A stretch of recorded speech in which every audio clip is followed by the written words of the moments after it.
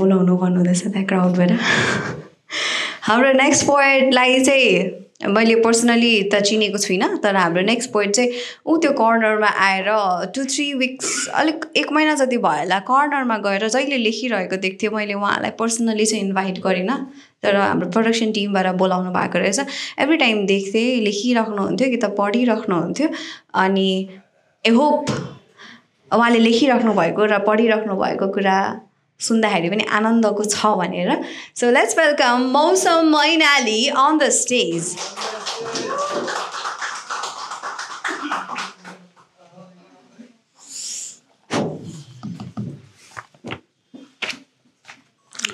Hello everyone good evening मेरो नाम चाहिँ मौसम मैनाली र पोइट्री म लेख्ने गर्थेँ तर आजसम्म रिसाइट गर्ने मौका मिलेको थिएन so thank you Brewed Cafe for providing this platform for me to express myself अघि हाम्रो होस्टले हाम्रो आशाजीले जसरी भन्नुभयो एउटा ह्युमन बडीले 9 महिनासम्म चाहिँ एउटा बेबी क्यारी गर्छ र 9 महिना पछाडि बर्थ दिन्छ र सायद हाम्रो ब्रुड क्याफेको पनि यो 9th month रनिङ होला पोइट्रीमा 8th edition but 9th month running so आज 9th month रनिङमा सायदै कुनै एउटा पोइटको जन्म होला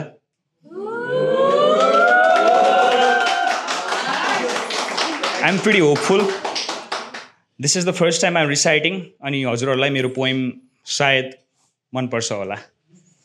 so my friends are also here so let's dive into the topic. How many of you are into romance? Almost everyone. Almost all of us are into romance, right? So this poem of mine might be based in a true story. अलिकति humorous पनि हुन सक्छ अलिकति romantic पनि हुन सक्छ र यो पोइम चाहिँ दिस वाज भनौँ न a kind of my first poem which I wrote when I was a teenager so the title of my poem is तिमी हाँस्यौ र म कवि भएँ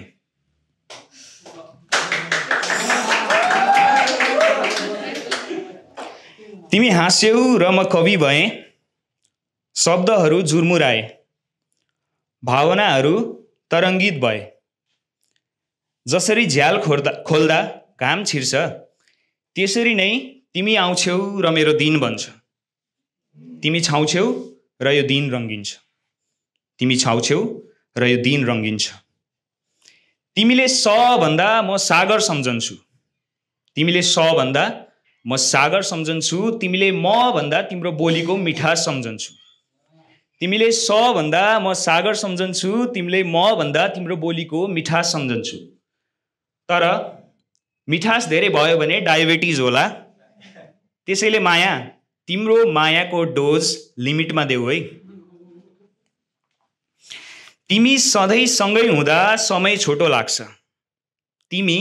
सधैँ सँगै हुँदा समय छोटो लाग्छ र तिमी नहुँदा समय स्लो मोसन चलचित्र जस्तो लाग्छ त्यो पनि रिमोट बिनाको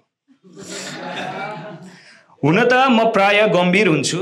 गम्भीर रहन्छु एज यु क्यान सी म अलिकति देख्दा गम्भीरै देखिन्छु होला हुन त म प्राय गम्भीर हुन्छु गम्भीर रहन्छु तर तिमी हुँदा मेरो गम्भीरता पग्लन्छ जस्तै तातो घामले पग्लाएको हिउँ र त्यो हिउँ शिखर मुनतिर तिमी र म साथ साथ गफिँदै हाँस्दै हँसाउँदै